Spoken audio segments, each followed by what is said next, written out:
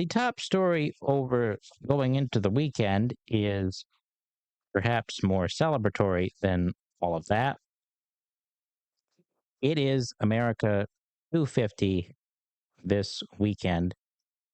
And for all of everything that's going on in our town and in our communities, state, and around the world, I wanted to take a moment to reflect on America at 250.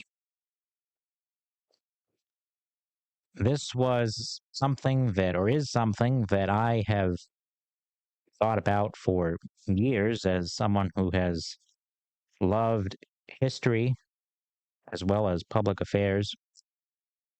And it's a very significant moment for our nation and our history as a society and as a people. I was somewhat disappointed that although most people are positive that there are some that are not, that they don't seem to care that America is turning 250 and seem to make light of that fact. And quite frankly, if that is the direction that we head or the state that we are as a people, we will not make it another 250 years with that attitude or that mindset. The where we are is interesting,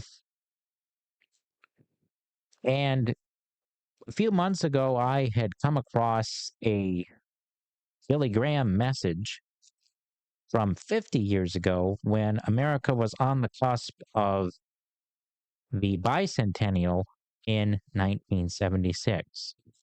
And if you were to go, you can go back on YouTube and watch that message. And unfortunately, because of copyright laws, I cannot, at least at this point, do anything to show anything from that. But if you were to listen to the message, it is not unlike anything that we experience today. You would think that he would have been preaching the message to a modern audience. And he speaks very much of the same types of problems that we have. Speaking of wars and rumors of wars, and what was then the fear of atomic or nuclear annihilation. But the need of the hour is the same 250 as it was 200. The need that the need for a return to our roots as a nation to have the right moral and spiritual framework for the next 250 years. That the solution to America's problems are not political, although I can sit here and talk about what I think is the right political solution, when at heart I am not a news anchor or a political pundit, but an evangelist. Because if America is to survive, it needs a proper moral and indeed a spiritual framework. That when we have seen in the years leading up to this anniversary problems with drug abuse, misuse, and not only that, but the problems inside of people that lead to those issues, like the lack of any kind of meaning or purpose, and leading to all kinds of downward spirals of depression, anxiety, and fear, and all of those things, especially after COVID. That we need the hope and the light and the newness of life that the gospel of Jesus Christ promises. And that only comes when we, as individuals, as individual people, are willing to admit our own need for humility and repentance and turning away from the evil desires, whatever you want to call it, within our own hearts. And that's the only way to restore the communion that was lost between us and God after the Garden of Eden. Now you're free to turn the channel and not pay attention, and that's fine. You're free to live your life the way you want to live it, and in some way, and that's the beauty of the U.S., the United States. But it was always founded on that First Amendment promise, not just of life, liberty, and the pursuit of happiness, but of those who came seeking that religious freedom to worship freely and to allow the freedom for those who did not want to worship.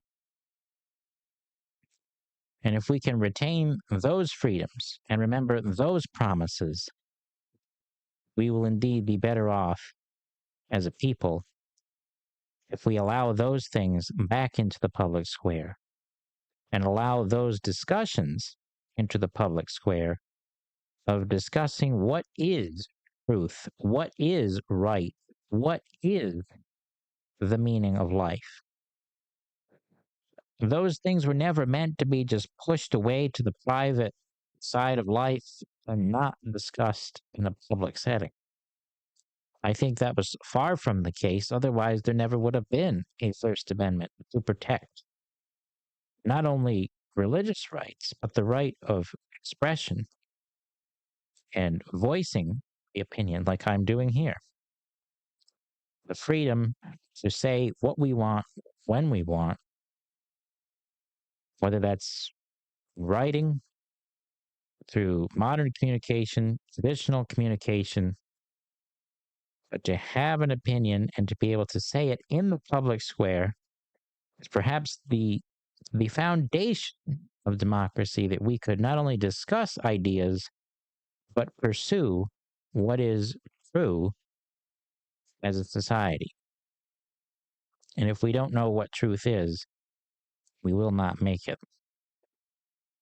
And that when we are so divided and we don't know what a human being is,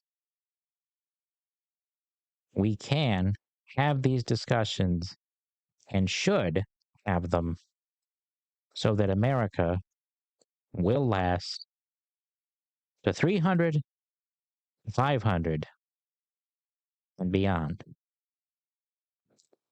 And with that, I will end this broadcast wishing you a happy, healthy, and a safe Independence Day weekend. A very happy America 250. So God bless you, and God bless the United States of America, and good night.